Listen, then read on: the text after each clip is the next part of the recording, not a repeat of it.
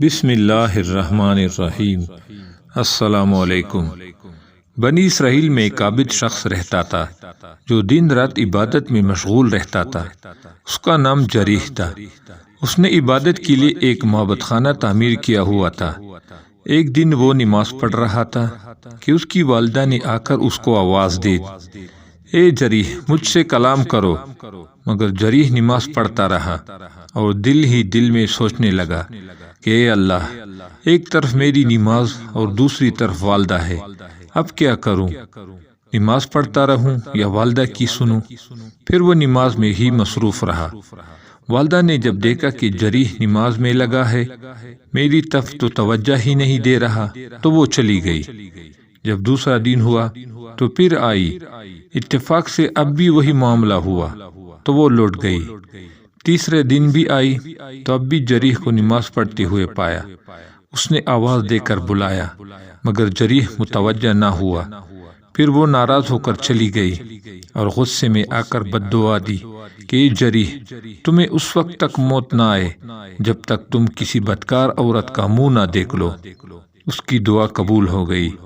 اس کی تعمیل یوں ہوئی کہ ایک دن جریح عبادت میں مصروف تھا کہ اس کی قوم میں سے ایک بری عورت اس کے پاس آئی اور جریح کو اپنے ساتھ بدکاری کرنے کا کہا، مگر جریح نے انکار کر دیا۔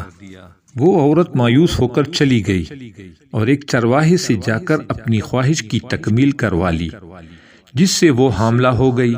تو پھر جب اس نے بچہ جنا تو قوم نے پوچھا، یہ کس کا ہے؟ اس نے جریح کا نام لگا دیا۔ لوگوں نے غصے میں آ کر اس عابد کو بہت مارا اور اس کا عبادت خانہ بھی گرا دیا۔ جریح نے پوچھا، بھائیو، کیا بات ہے؟ مجھے کچھ بتاؤ تو صحیح کہ تم مجھے کیوں مار رہے ہو؟ انہوں نے کہا کہ تم نے اس عورت کے ساتھ بدفعلی کی ہے اور اس نے بچہ جنا ہے۔ جریح نے ساری بات سن کر کہا، اس بچے کو میرے پاس لاؤ۔ وہ لوگ اس بچے کو لے آئے۔ جریح نے اللہ تعالیٰ سے دعا کی، پھر اس نے بچے کے پیٹ کو ہاتھ سے ٹوکا اور پوچھا، یا غلام، اے بچے، من ابوک، تیرا باپ کون ہے؟ اللہ نے اس بچے کو قوت گویائی بخشی۔ وہ بولا، ابی فلاں الرائی، میرا باپ فلاں بکریوں والا چرواہا ہے۔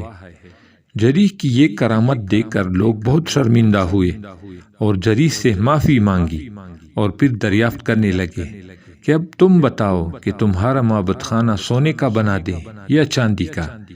جریح نے کہا، نہیں، بس مٹی ہی کا رہنے دو۔